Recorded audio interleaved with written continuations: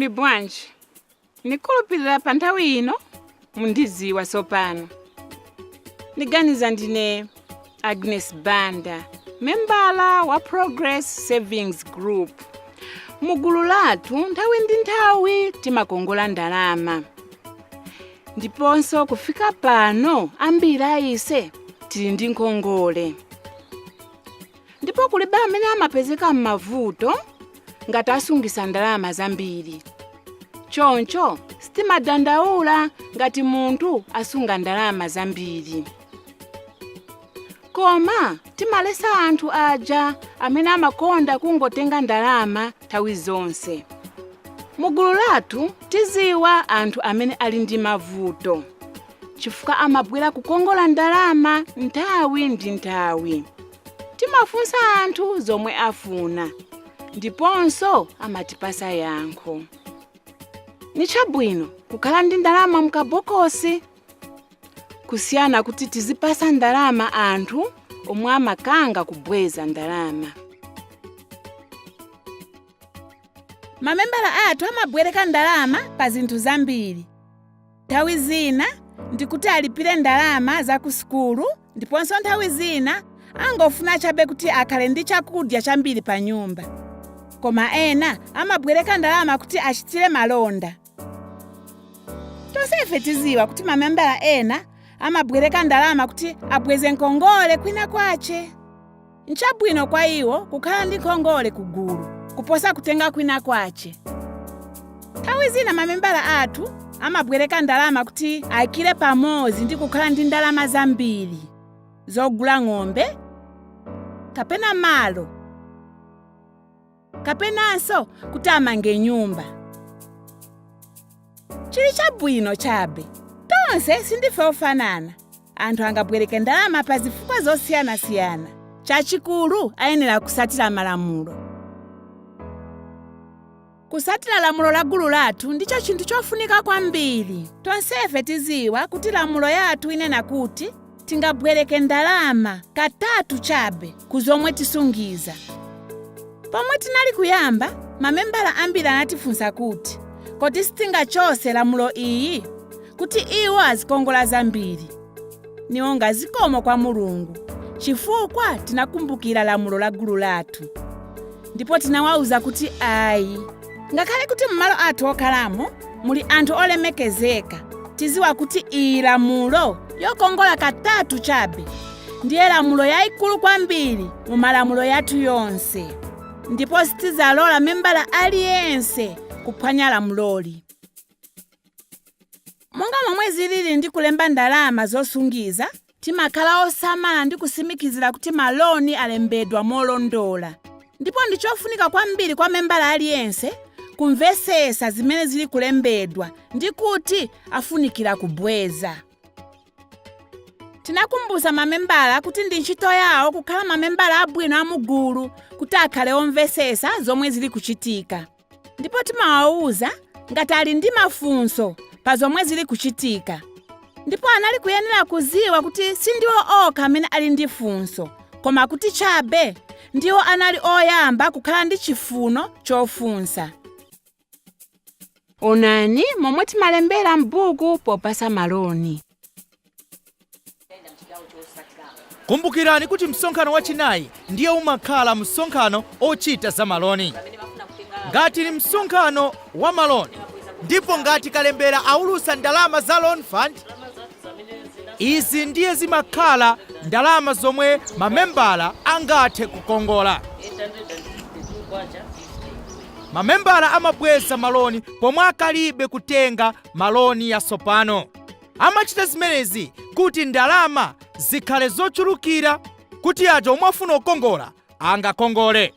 Tizaona momwe abwezera maloni mu kavidiyo aka.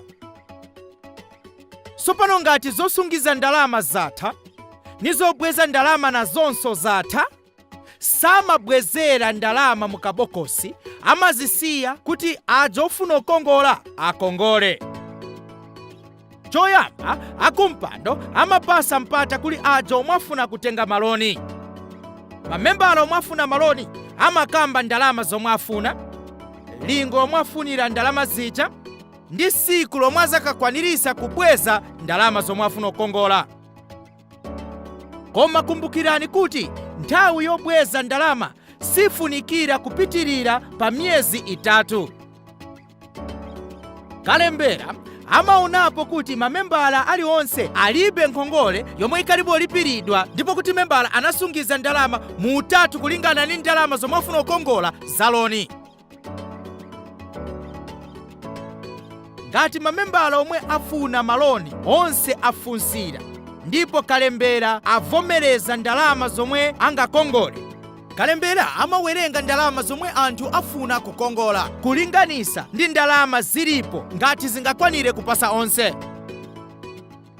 Mamembala akambisana ndi kuvomerezana kupasa maloni. Nthawi zina kuli anthu ambiri omwe amafuna maloni kupambana ndi ndalama zilipo. Ngati zili motero, akumpando amafunsa ngati kuli mamembala ena omwe angafune kutenga ndalama ing'ono, kapena kuli mamembala ena omwe angayembekezere kuti akatenge nthawi ina. Akumpando azapitiriza kuchita zimenezi pokapo ndalama zomwe zifunika zalingana ndi ndalama zomwe zilipo. Ngati maloni avomerezedwa, mamembala ayamba kubwera kusogolo umodziumodzi kutenga ndalama. Membala aliwonse ali ndi samba yoyikidwa pambali mu buku yolemberamo za nkhongole payekha. Mwa ichi iyi samba yolembapo za nkhongole ni ya Peregiya manje. Peregiya afuna kubwereka ku gulu ndipo iyi ndi loni yake yoyamba.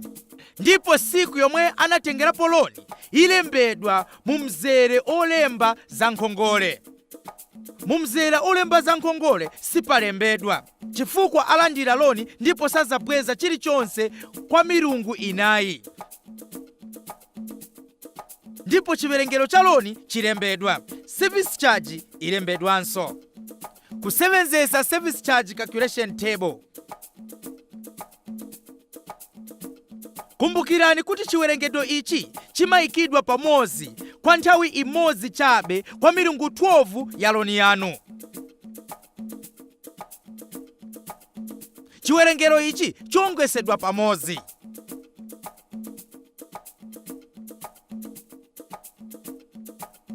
Kalembera alemba liwu lyakuti kwatha munsi mwa mzere itatu. Ichi chionesa kuti loni izalipiridwa mukati mwa misonkhano ya loni itatu.